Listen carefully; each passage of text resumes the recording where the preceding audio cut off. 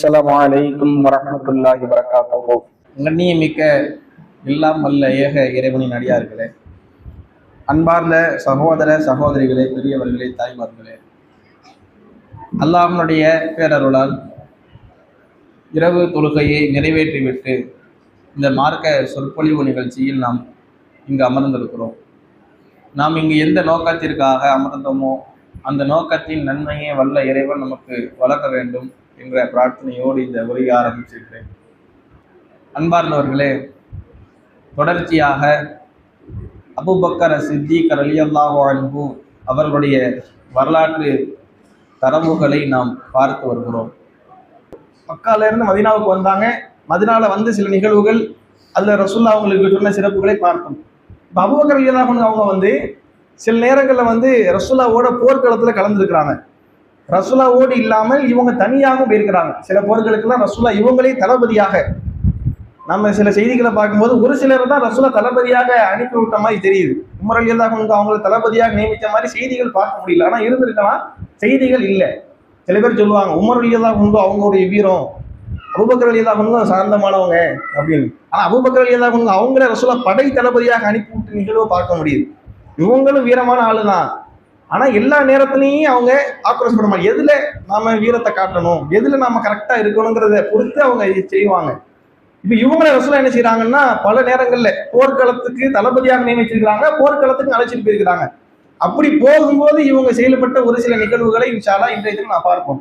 அதுல உஹது போர்க்களம், பத்ர் போர்க்களம் தொடர்பாக நம்ம இதுக்கு முன்னாடி பார்த்தோம். பத்ர் போர்க்களத்துல ஆலோசனை பிணை தொகை பெற்றுக்கொண்ட அந்த நிகழ்வுகள், அது மாதிரி பதில் போர்க்களம் கலந்துக்கிறது பத்தி இவங்க சொன்ன ஆலோசனை பார்த்தோம். இப்போ உஹது போர்க்களத்தை பொறுத்தவரையில இஸ்லாமிய சமூகத்துக்கு வந்து ஒரு பேர் இடியாக பெருமளவு வளர்ச்சி கண்டு கொண்டிருக்கும் போது திடீரென்று ஒரு பேரிடியாக உஹது போர் மாறுது. எந்த அளவுக்கு மாறுதுன்னா, எல்லாருக்கும் பாதிப்பு.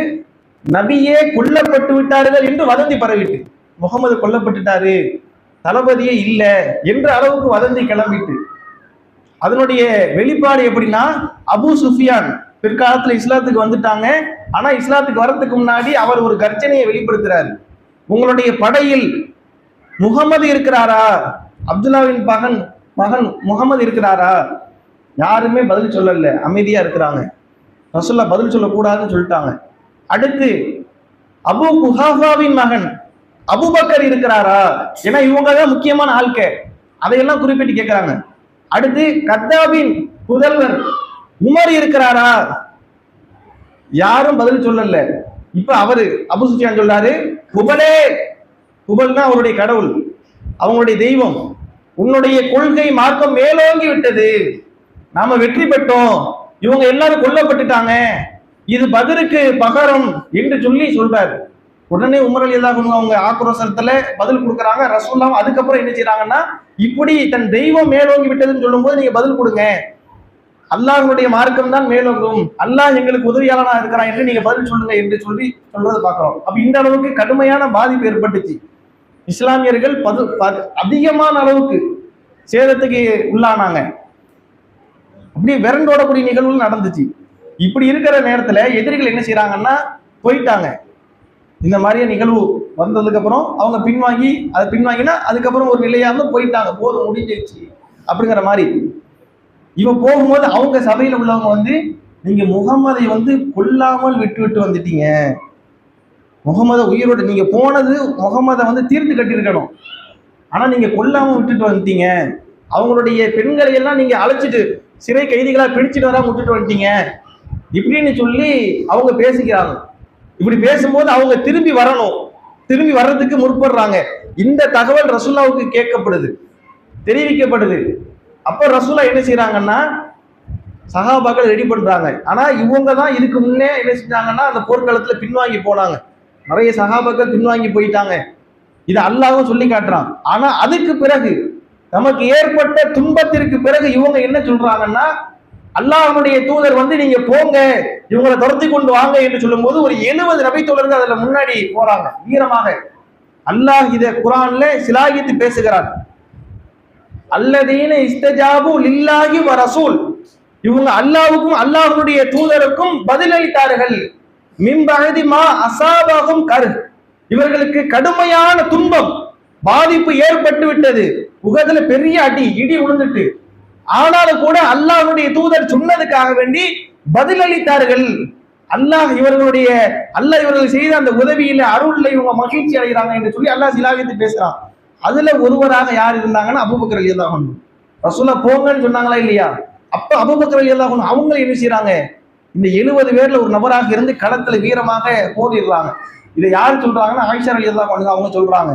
இதை யார்கிட்ட சொல்றாங்கன்னா இவங்களுடைய சகோதரி அஸ்மா இருக்காங்களா இல்லையா, அவங்களுடைய பிள்ளை உருவா, இந்த மாதிரி உன்னுடைய பாட்டனார் என்னுடைய தந்தை அபூபக்கர் அந்த 70 பேர்ல ஒரு ஆளு, அதே போல உன்னுடைய தந்தை அவரும் இதுல ஒரு ஆளு, 2 பேர் என்ன செஞ்சாங்கன்னா அப்படின்னா அஸ்மாவுடைய கணவர் 2 பேர் என்ன செஞ்சாங்கன்னா இந்த பதில் ரசூலுல்லாஹ் சொன்னதுக்காக வேண்டி கலந்து கொண்டாங்க.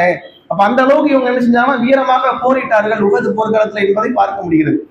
அதே போல அதுக்கப்புறம் பல போர் அல்லது ஒப்பந்தம் அது மாதிரியான நிகழ்வு. ஹுதைபியா உடன்படிக்கை. ஹுதைபியா உடன்படிக்கை என்னன்னா, இப்ப ரசூலுல்லாஹ் மக்காவுக்கு வர்றாங்க, மக்காவை விட்டு விரட்டப்பட்டு அதுக்கப்புறம் ரசூலுல்லாஹ் முதல்ல மக்காவுக்கு வர்றாங்க. எதுக்குன்னா உம்ரா செய்யறதுக்காக வேண்டி வரும்போது சஹாபாக்கள்னா நாம மிக விரைவில் காபாவை தவாப் செய்வோம் அப்படின்னு சொல்லிட்டு தான் கூட்டிட்டு வர்றாங்க. கூட்டிட்டு வந்தா இங்க குறைஷிகள் மக்காவுக்குள்ள அவங்கள வர விடாத மாதிரியா தடுக்கிறாங்க. அதுக்கப்புறம் நிறைய பிரச்சனைகள் நடக்குது. சரி 2 பேருக்கு மத்தியில ஒரு ஒப்பந்தம் போடுவோம் அப்படின்னு சொல்லி ஹுதைபியா ஒப்பந்தம் என்று சொல்லுவாங்க. வரலாற்றுல இஸ்லாமிய புரட்சிக்கு மிக முக்கியமான ஒரு நிகழ்வாக இது அமைஞ்சிச்சு. மக்காவை வெற்றி கொள்றதுக்கு இதுதான் அடிப்படை.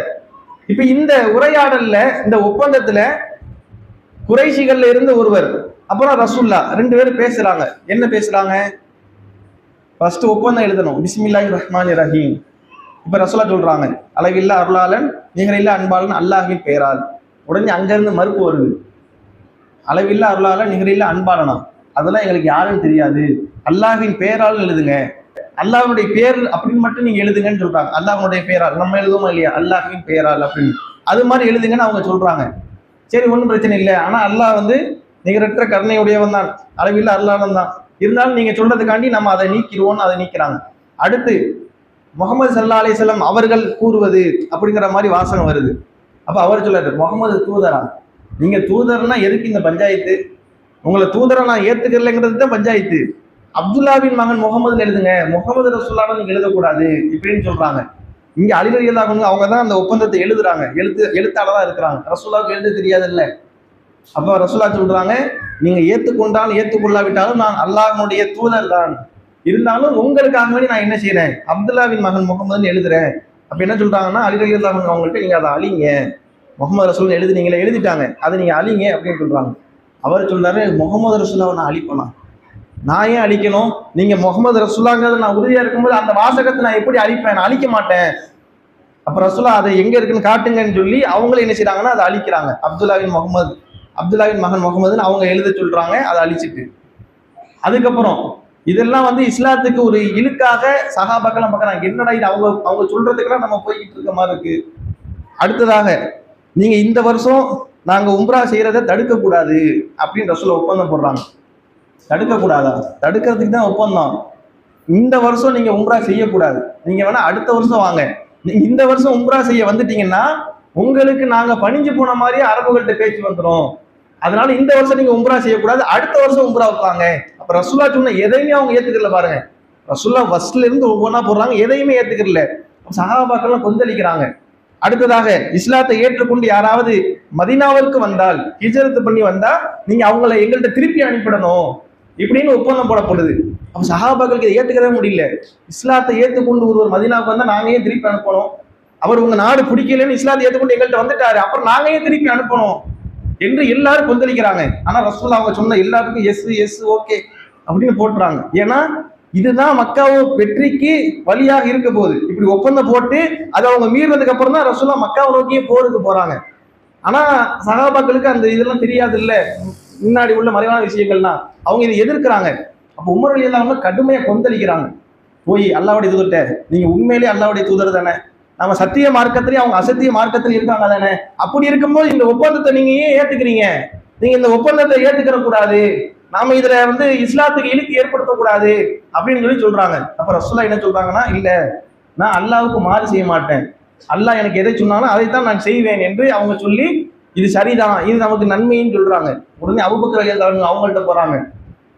அவங்கள்ட்ட போனா அவங்கள்ட்ட இதே மாதிரி, அபூபக்கர் நாம உண்மையிலேயே சத்திய மார்க்கத்தவங்க இருக்கிறோம், நாம ஏன் இப்படி பணிஞ்சு போகணும்? ஏன்னா எல்லா சஹாபாக்களுமே அதுக்கு முரண்பட்டு நிக்கிறாங்க. எந்த அளவுக்கு முரண்பட்டு நிக்கிறாங்கன்னா, ரசூலா போய் நீங்க எல்லாரும் உங்க பலிப்பிராணி இங்கே பலி கொடுத்து மொட்டை அடிச்சுக்கிறீங்கன்னு சொல்றாங்க. உம்ராவுக்கு போகும்போது உள்ள செயலை இங்க செய்யுங்கன்னு. ஒரு ஆளு கூட நகரல.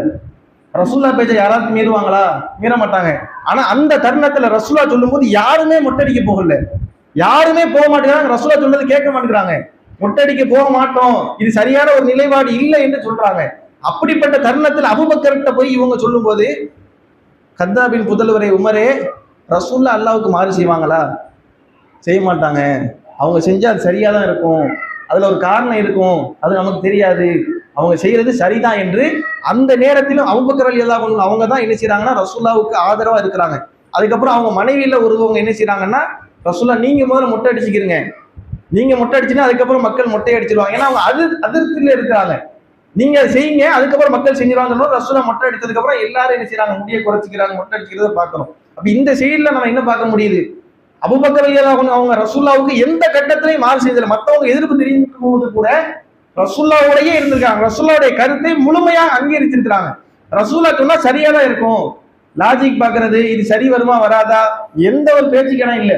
ரசூலுல்லாஹ் சொல்லிட்டாங்களா சரிதான் என்ற அடிப்படையில் அவங்க அணுகியிருக்கிறாங்க என்பதை இந்த செய்தியிலிருந்து பார்க்க முடிகிறது. இன்ஷா அல்லாஹ் இன்னும் நிறைய செய்திகள் இது தொடர்பாக உள்ளது, அதை வரக்கூடிய நாட்களில் அறிந்து கொள்வோம் என்று கூறி இந்த உரையை முடித்துக் கொள்கிறேன். அஸ்ஸலாமு அலைக்கும் வரஹ்மத்துல்லாஹி வபரகாத்துஹு.